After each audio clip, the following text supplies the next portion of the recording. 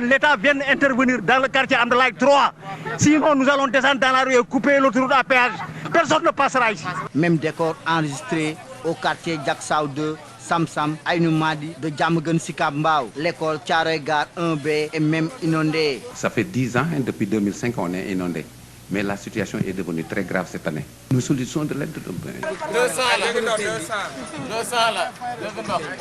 On est envahi pratiquement pendant 4 jours. Tous les magasins sont fermés. Il n'y a plus de travail, il n'y a plus de marché. Tu sais que les gens sont transportés, se déplacent avec des charrettes. Les maisons sont inondées. Il y a beaucoup de familles qui sont sorties. À 15 jours de la Tabaski, on est vraiment fatigué. Le maire est là, les chefs de quartier sont partis. On ne voit personne.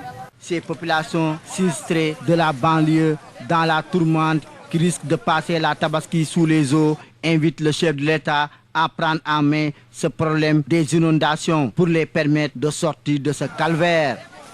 Théodore Semedo, Pikine. 22 bâtiments effondrés, 18 maisons inondées, des dizaines de familles dans le désarroi. Ce sont là les dégâts collatéraux causés par les fortes pluies enregistrées à Tchoubalel. Et jamais de mémoire, dans cette localité, les populations ont connu un tel désastre. Il y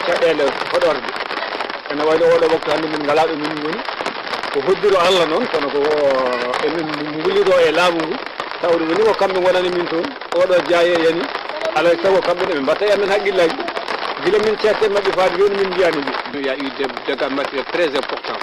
Il y a eu plus de 42 bâtiments tombés, il y a eu aussi des maisons inondées dans le village, plus de 18 maisons inondées, de telle enseigne que les gens ne peuvent plus maintenant utiliser leurs concessions pour faire leurs besoins. Impuissants face à cette situation très délicate, les populations qui attendent toujours les premiers secours invitent les pouvoirs publics à une meilleure prise en charge des nombreux dégâts subis. Nous demandons à l'État, nous demandons au gouvernement de nous appuyer comme les citoyens sénégalais. En tant que citoyens sénégalais, nous sommes très fatigués aujourd'hui. Nous avons des problèmes de sérieux problèmes. Nous nous trouvons dans l'île Amourville, dans l'île très enclavée, que beaucoup de chefs de gouvernement, beaucoup de responsables du gouvernement se promènent dans les régions pour voir les inondations. Donc nous souhaitons aussi que ces ministres viennent dans nos localités voir ce qui se passe chez nous.